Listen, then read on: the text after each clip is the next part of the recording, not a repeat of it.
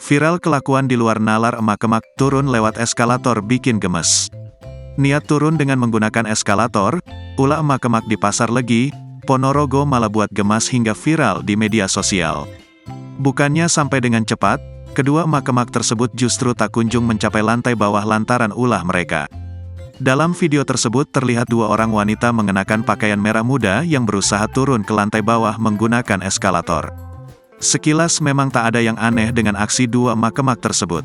Namun saat diamati dengan seksama, emak-emak tersebut turun dengan menggunakan eskalator yang mengarah ke atas.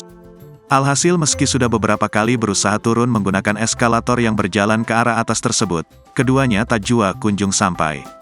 Saat berusaha menuruni satu anak tangga, maka anak tangga lainnya justru muncul dari balik eskalator hingga membuat langkah keduanya tak kunjung maju. Meski demikian, keduanya tampak tak menghiraukan lantaran sudah berada di tengah-tengah eskalator.